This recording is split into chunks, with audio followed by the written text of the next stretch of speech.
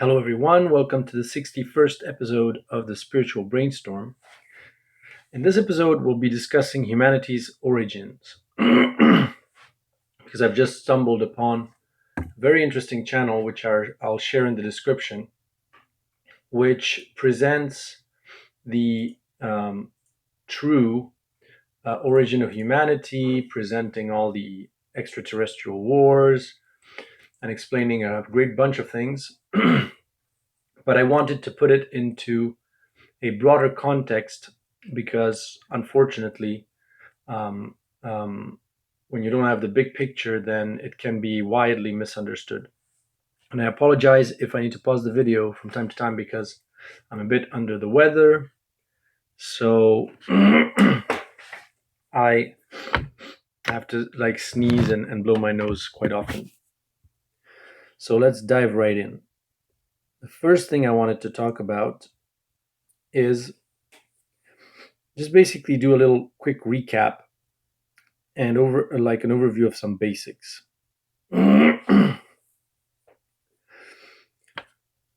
So, everything. How would everything structure itself? From the singularity, where all the information is condensed, to the outskirts, where there is the least amount of information. And as you get nearer to the singularity, you have suddenly a little bit more information appearing in the form of vibrations. From no information, where it's flat, to some information as vibrations. So you could say that basically the true form of the universe is simply a black hole, which of course absorbs everything around it, and everything is contained within it. There's nothing outside of it. And that little tiny dot is I am. An omnipotent, infinite consciousness, which is just aware of itself, but the problem is it's aware of all of itself at once, and since it's everything, there is everything and its opposite, it doesn't make much sense. It's just I am.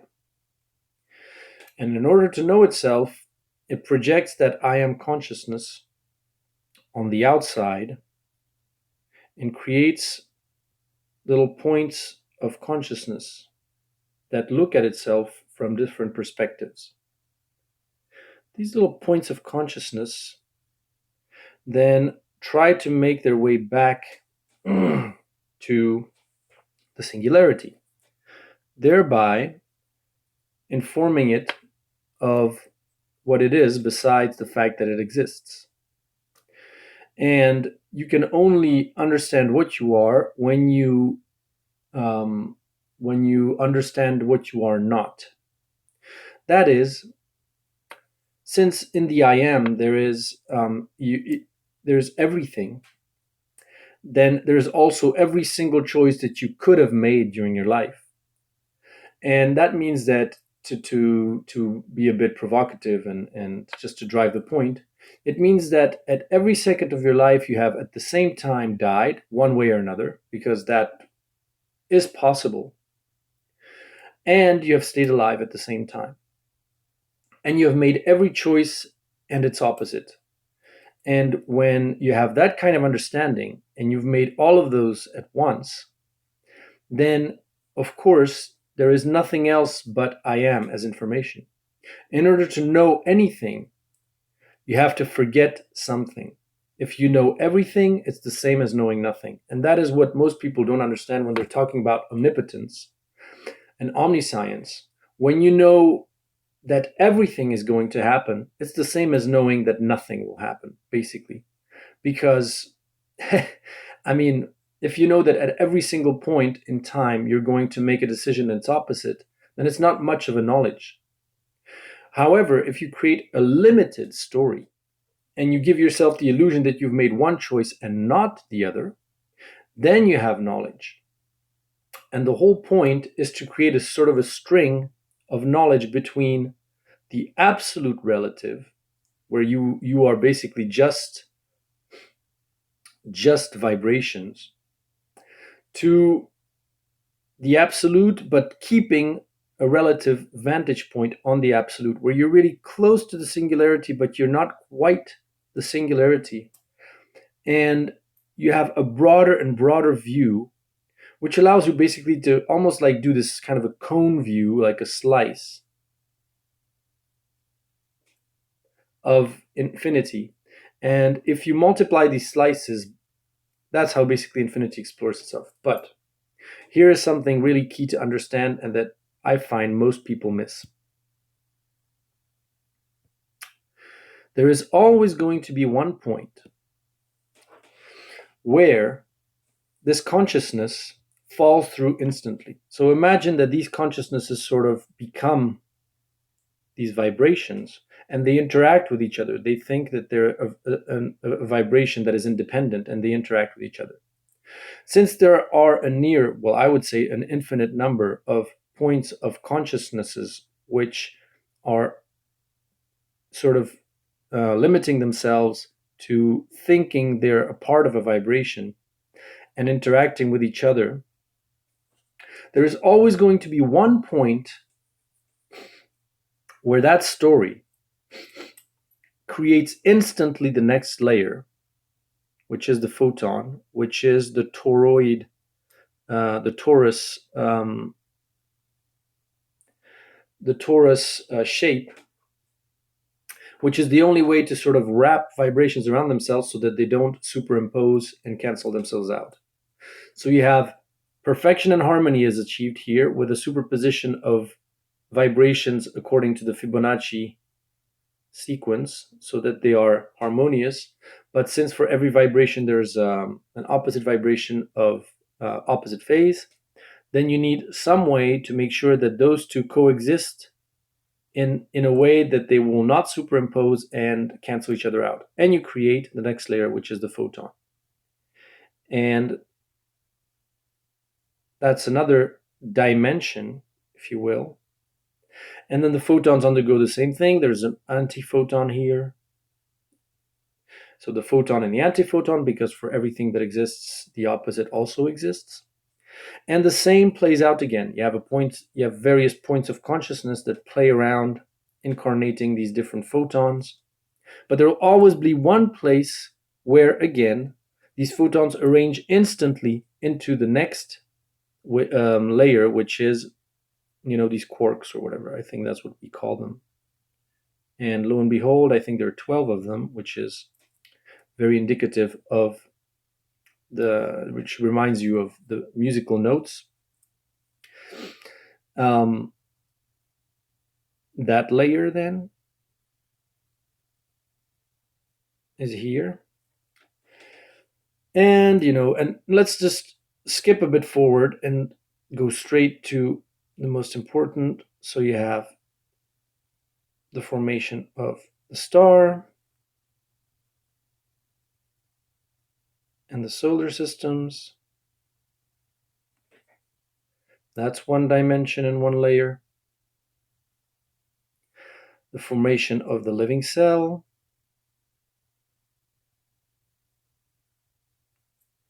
That's one layer. The formation of humanoid self-aware species, which is another layer.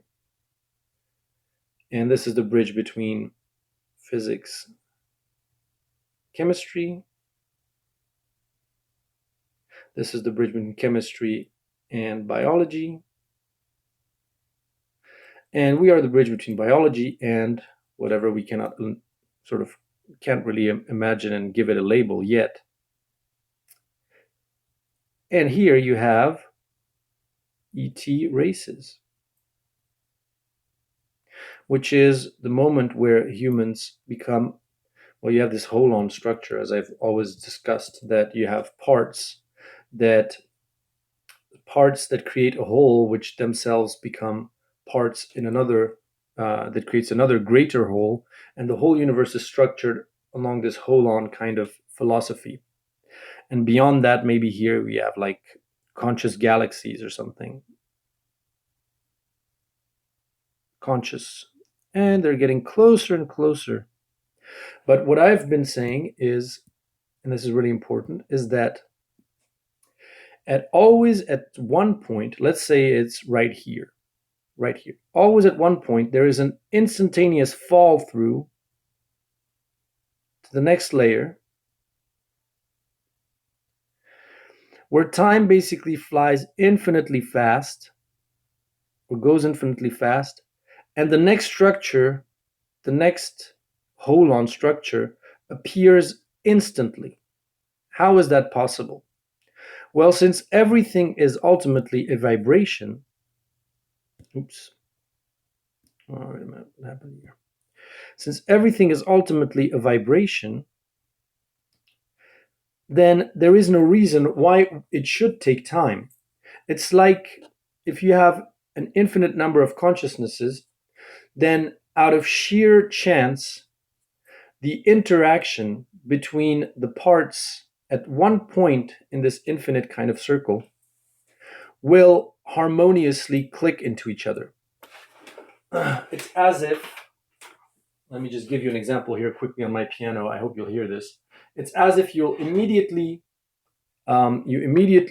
get all the octaves. All the octaves sort of appear instantly from that one root note, all of in harmonious sequence and instantly.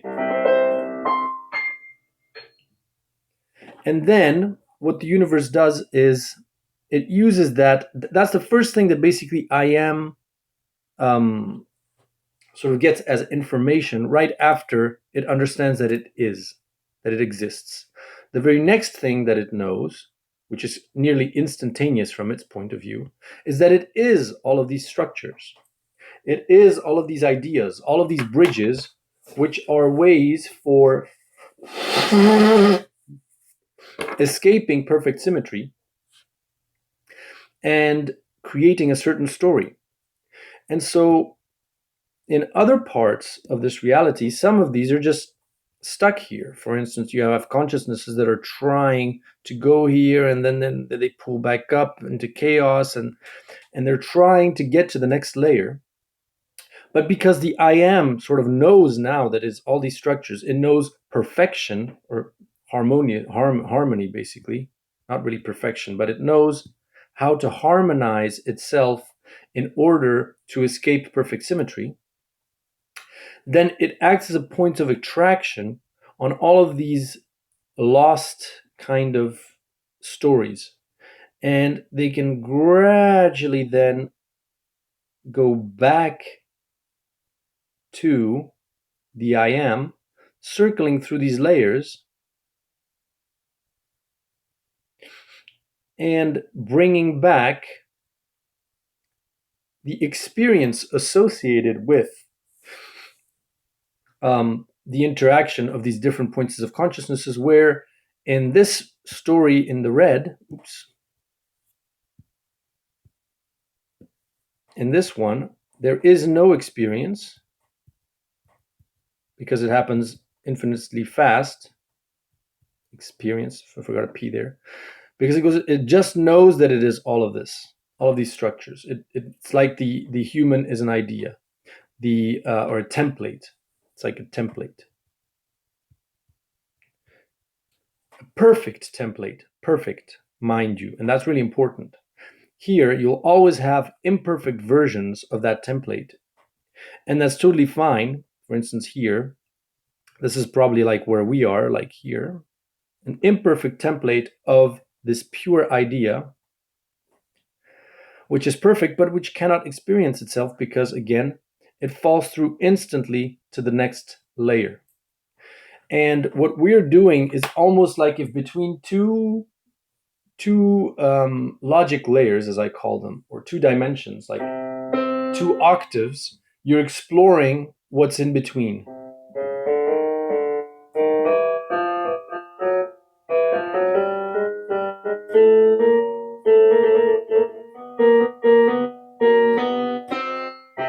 then you get to the octave, basically, where you reach the other level, and you've explored everything that's in between, and you've sort of structured it. And again, once one of these streams is complete, what does it inform the I am? It informs I am, okay, that's one way of doing it. That's one way of achieving harmony. That's one way of stitching together, basically bringing back the consciousness that I've sent to the outskirts of myself, back to myself with some information about myself. That is partial because it's only one perspective, but which is really interesting nonetheless. But here is where I complexify things a little bit and where things get a little bit nuts. This is a linear. Wait a minute. This is linear. This tells the story of past to future in a nice linear fashion. But in fact, why would infinity do that? Why would the I am consciousness do that when it knows that it is all of these ideas, because it fell through instantly to it? Why would it not send consciousnesses at each layer simultaneously to experiment? And that is exactly what it does. And so all of these now are trying to get back to the I am at the same time. And by doing so, from their vantage point here, they create a past. They're not only seeking into the future, they're also, seeking into the past what their origins are.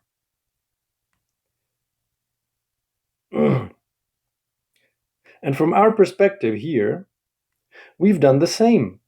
We have evolved here, and like, for instance, here, we thought that monotheist God, this is monotheism, this is materialist science.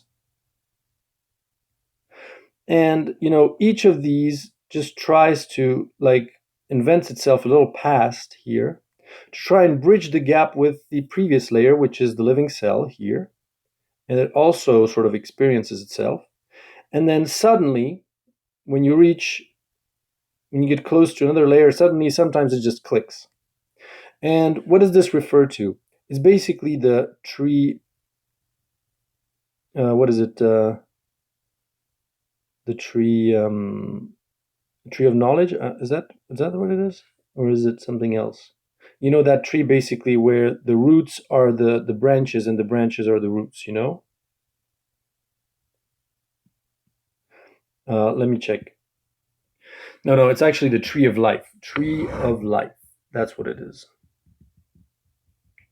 Where it's basically in a circle, and the branches are kind of like the roots, and it's like they're circle. They're a circle like this. And that is exactly what it looks like. Is that all of these layers sort of explore themselves at the same time. And the ET races are no exception, of course.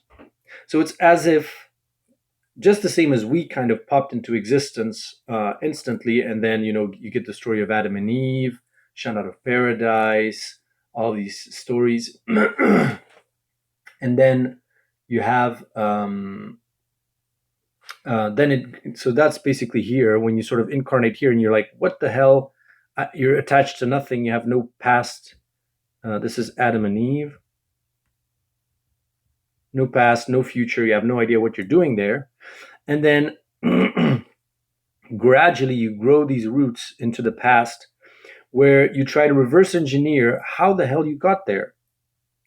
And the same happens for ET races. So it's as if a galactic race that was perfect nearly in its design and in the harmonious interaction with each other was asking itself, where the hell do I come from? And then it also sort of invented a past for itself as it experienced things in the future. Well, in the future, in the present, but this is all simultaneous, so it's really hard to draw. And so you see that instead of this nice little linear green spiral, what happens rather is that you have connections that look more like roots that touch each other. And then that's what creates a sort of the story that sort of clicks into place gradually and merges and actually expands. Because the story of Adam and Eve, where God created the earth and everything in 7 days, that compressed everything here. The story was like very, very short. Whereas the evolution story and the Big Bang is a story that's very, very long. And so that's how basically the I am expands, is that it grows the spiral at every point in time from all of these points of incarnation where now beings can incarnate, and they try also to figure out their past, and that just creates a longer and longer timeline until it's really, really long and nice and continuous. And then what I believe happens is once that is very, very nice and continuous and it has reached its full expansion, basically you cannot stretch this story any further, then it's almost like, the story of Jack and the Beanstalk. I don't know how to spell that. Okay, I hope that's right. It's like there's this one story that is going back to the I am, back to the singularity, which is stretched to the most that it can, and then from it, then it can expand into, it can grow stories in various directions based from that one very strong, very solid story into other things within infinity that are very hard to explore. Like, for instance, a world or a dimension where Superman would exist. Because that cannot be part of the core, because that would probably, just like the leaves on a tree, it would grow to a certain extent, would extend out a bit, but then it would reach a limit as to what you can experience. Whereas, remember, what I was saying is that the laws of physics are what they are because they allowed the laws of chemistry to emerge. The laws of chemistry are what they are because they allow the laws of biology to emerge. And the laws that will apply to human beings will be what they will be because they allow for that logic to extend back to the singularity. And so you have these very stable rules which allow for this longest story to be told, and from there then you can expand and experience things that would otherwise end up with a dead end. And we're doing it all the time, basically, without even thinking. Like, for instance, when we compose horrible contemporary classical music that is unlistenable, we're basically doing is experiencing for the all that is, for source, points of consciousness here which don't manage to harmoniously interact with themselves and cannot get back to source because they're just not interacting in a harmonious way, and they create this horrible, doom symphony. But from our vantage point, then we can play them using, musical instruments, and we call that contemporary classical music, just because, that's a way for the I am to actually listen to it from here, to experience it, because otherwise that would remain stuck there. That those consciousnesses would it's one way for the I am to listen to itself, playing out these horrible tunes.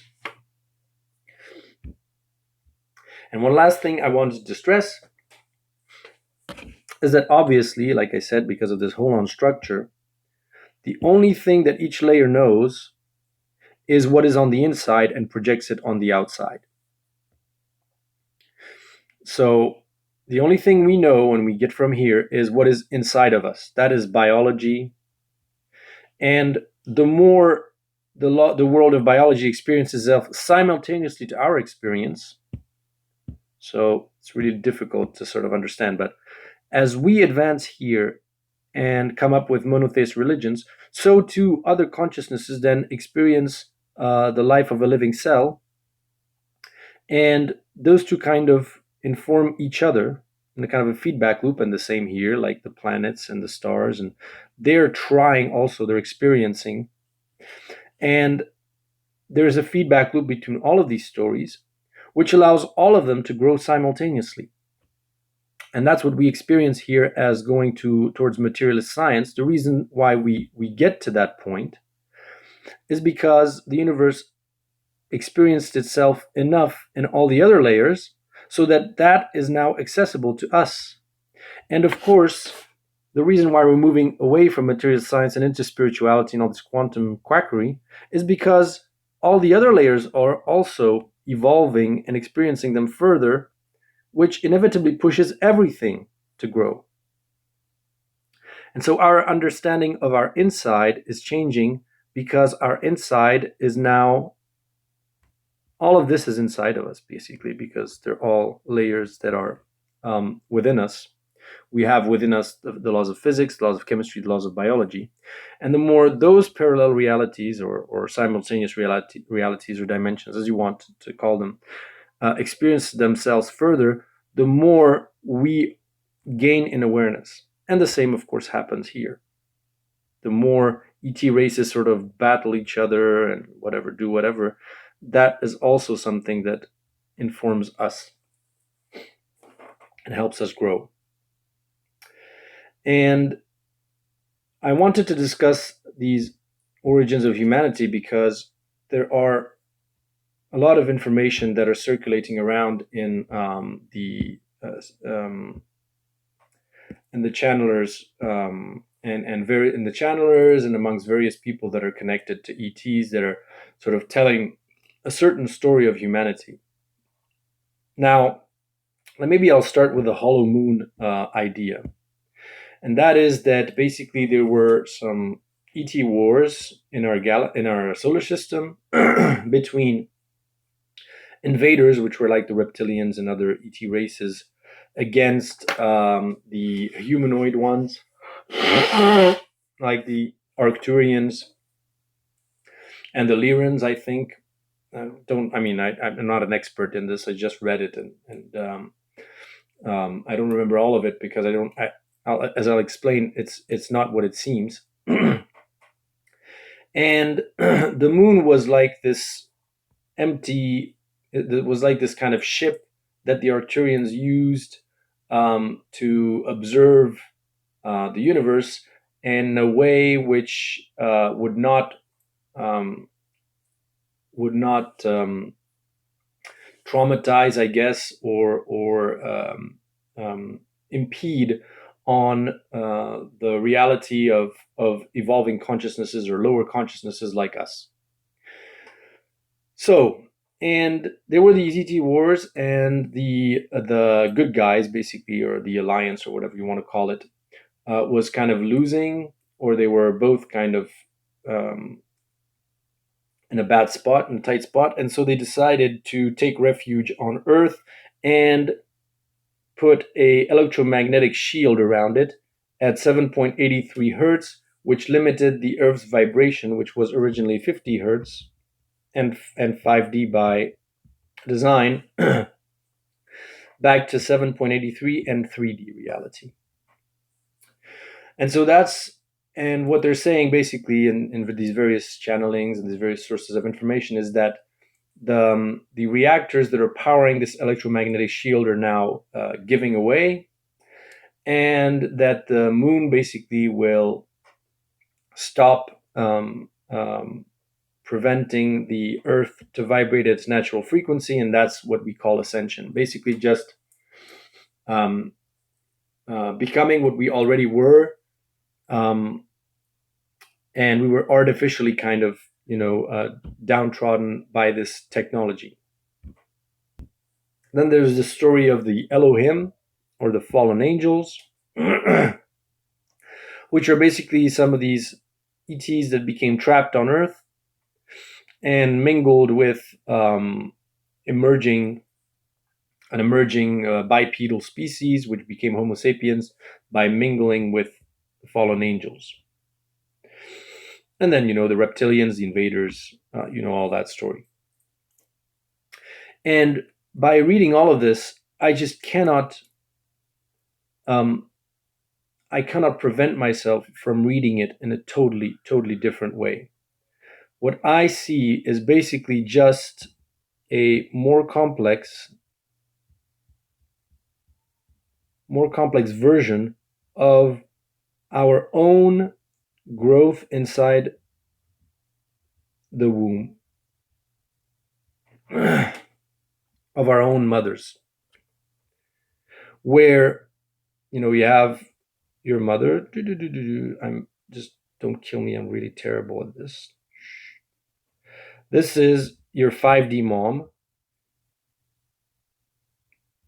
and this is your 3D limited womb via a sort of a beam or technology or whatever you want to call it. But I mean, you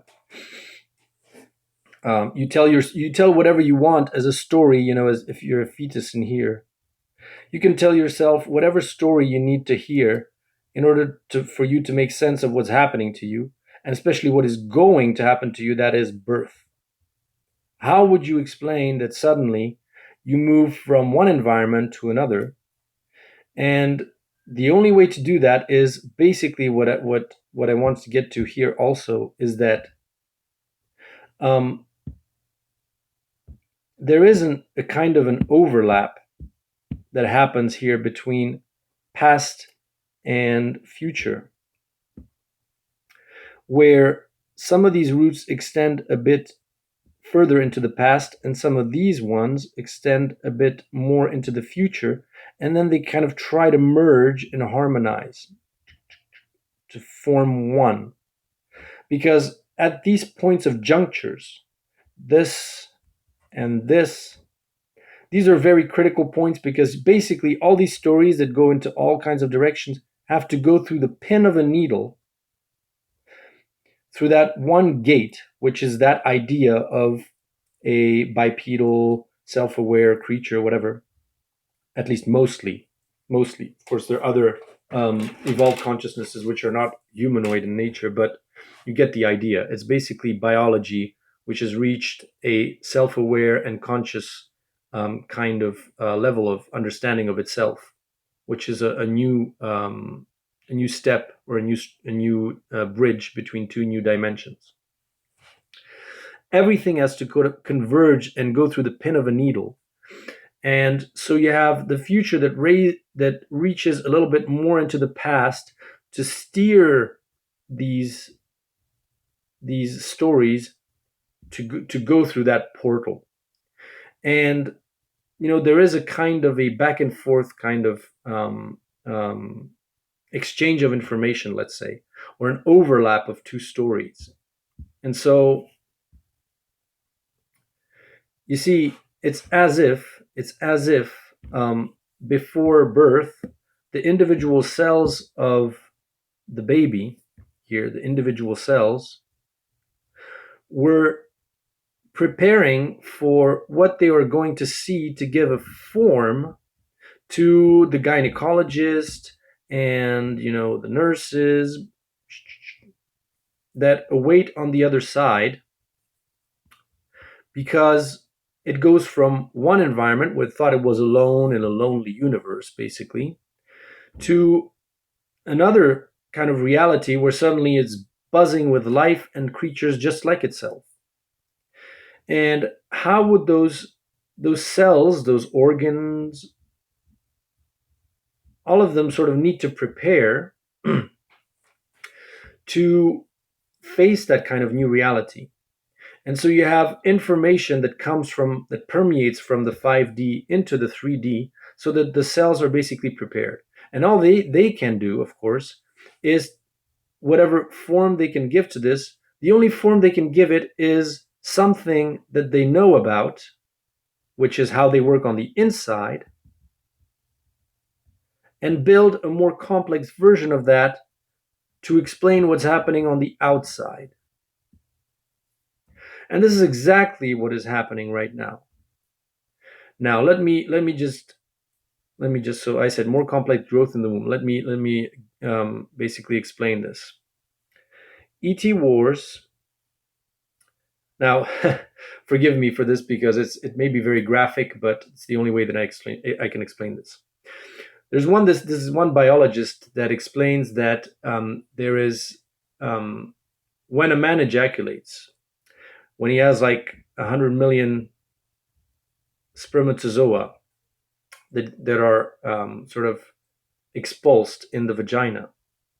A big chunk of these are actually battle spermatozoa that are useless in terms of that are not designed to to to reach the ovum and to plant the seed, but to actually battle competing spermatozoa from other males. And so that's how like sort of natural selection and evolution happens even in during like at the reproduction, where basically females not only select partners on the outside, but there's also a selection inside to make sure that even if by the off chance that an inferior male managed to have sex with her, that if she had sex with another alpha male, that it's still like made the best male win, the one that has the best genes. And that's not only on the outside, it's also on the inside. So that is my reading of these, what happened on Earth with the Elohim, the fallen angels, and the mixing between Homo sapiens and ET races. It's basically as if Homo sapiens, or whatever these kind of our ancestors were, these bipedal creatures, were symbolically representing the ovum, which is full of potential. And so going back to here, it's as if biology here, you had a point in this layer right here, let's say this between humans and the living cell, that it reached certain point, and that is like an ovum for creating a global humanity or a global being that grows into becoming a new holon structure. But of course, an ovum needs external information. It's only half of the information. The other half, and of course, because like I said, if everything is vibration, everything is information, and all this is not good because of higher vibrations, I said earlier, just more information. And more information can only be handled by very complex consciousnesses that can actually process more information as you get closer to the singularity, and you have to process more information. If you can't, then you instantly disintegrate or self-destruct. Like I said, imagine a world where every single human thought came instantly into existence. Somebody thought about a golem, boom, it would exist. Somebody thought about Godzilla, boom, it would exist. How quickly do you think that our reality would disintegrate? Very quickly. And so you need consciousnesses that are able to navigate in denser realities, denser in terms of more information, not denser in terms of like 3D, we're saying that's more dense because it's more material, but the astral plane or planes above are denser in information because you can do more things. There's just more things that can appear, like you can manipulate reality much more easily, and so it's much richer in terms of information and vibrations. And so what happens is the seed comes from the future then. Like it's an ET basically, serves the role of a spermatozoa, so to speak, to plant the seed in the ovum, and then steer that a bit further into the future. And that sounds like it's crazy, but what do you think we are doing? Like, for instance, if you have two human scientists here debating about the origins of life and how it appeared, well, guess what they're doing? By doing that kind of debate, they're sending signals into the past here, and from which the living cell can then take inspiration from and test and say, oh, maybe they're right, maybe they're not. And maybe that living cell perceives their battle of how life emerged in the future as some kind of intervention on its own reality. Who knows? Which is why these channelers talk about these ET races as actually manipulating and controlling us, when it's just an exchange of information. And here, maybe another thing that is really important to understand is that ultimately, creation, all of creation, actually, um, sends feedback loops back to itself and creates itself at every single point. So this creates the past, and that past creates this future, and this future helps create that past and stabilize that past, and this past then helps create that future here. Everything is interconnected and interdependent, like a giant fabric or something. And so you cannot say that there's no relation between you and the past and the future. Everything is interconnected and everything informs everything else. So every single thought we have about the past, every single manipulation we do as far as experiences here in the future about how life emerged, and we try things with amino acids and petri dishes and stuff, that's not meaningless, and that actually may directly feed into the past in order to secure the future. So everything is tied together in this inextricable kind of reality, which expands simultaneously as all of these points do that at the same time. You see? And so it's the same as I was explaining here. Like, when you have this monotheist ideas, that influences the past, but also the future, and then the future sends, evolves a bit more, and then that has an impact on us, and we move on. And it's very hard, very, very hard to draw and illustrate and explain through our linear understanding.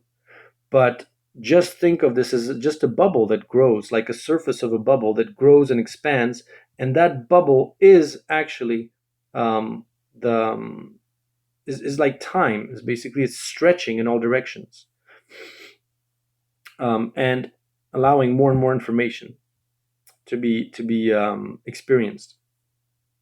So we are basically like, symbolically, like the ovum, and the ETs that are stuck on Earth are kind of like spermatozoa that are sprinkled inside uh, the 3D Earth, I guess.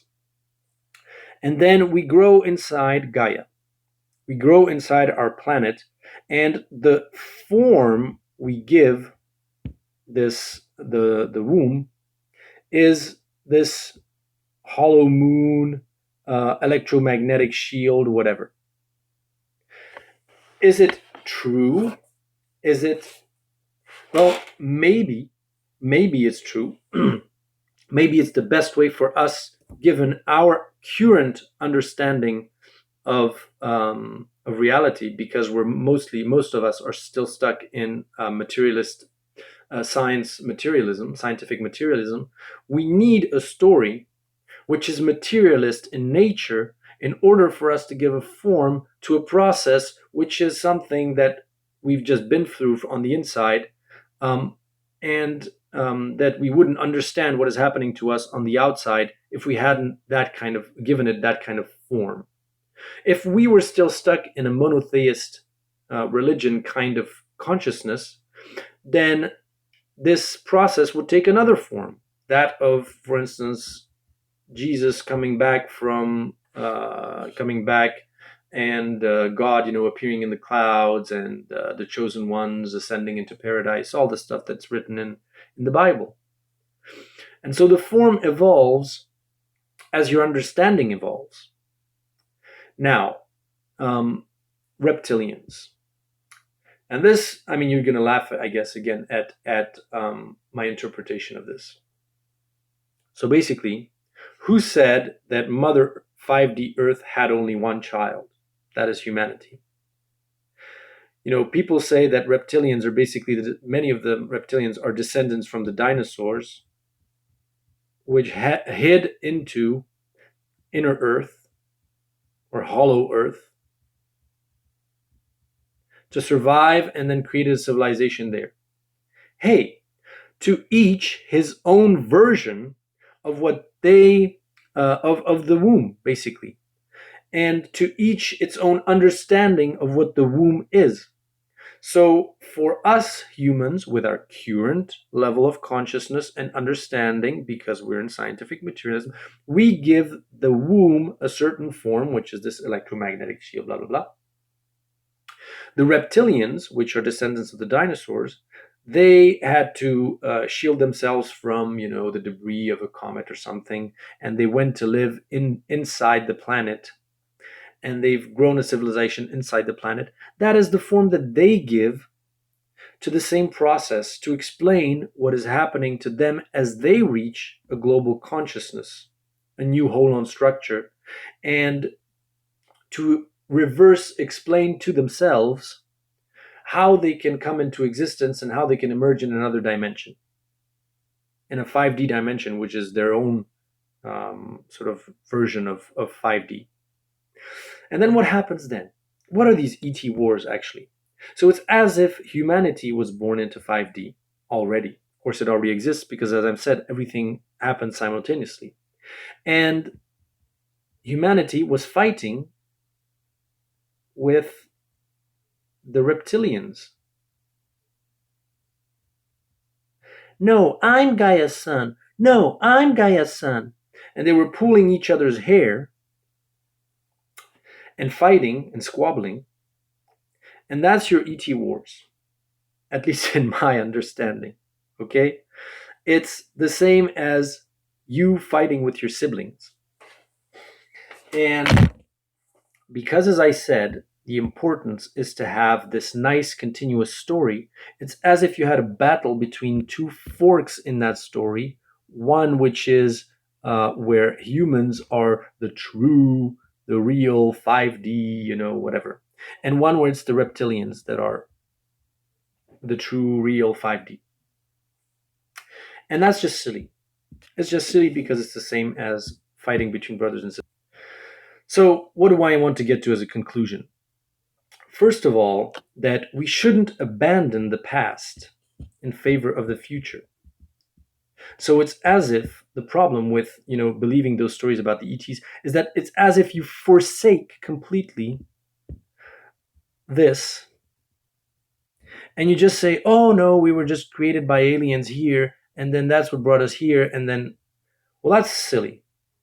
Because the job that we've done, which is amazing, is to find a story which links us here to vibrations and nothingness, which is basically what quantum physics does, and this quantum foam, and the fact that how do you get a universe from nothing? Well, nothing has a certain property, vibrational property, blah, blah, blah. Even scientists say that. And we've created a story for ourselves, a past, which seeds us into nothingness and creates that kind of bridge and a story and an identity for us as humanity. That is, we are evolved chimps. And you may not like that identity, but it's a very important one because it is what allows us to have a common identity and common kind of solidarity as a global collective consciousness, where if we subscribe to these ET versions, then we are whatever the ETs define that we are from their vantage point. It's like us basically defining what the planets are, or giving them names, or defining what the species are in biology. That is our way of sort of controlling our past. But that past should not be restricted by our vision of it. And so we should totally own what we think we are and the current form we give it. So that's the first lesson.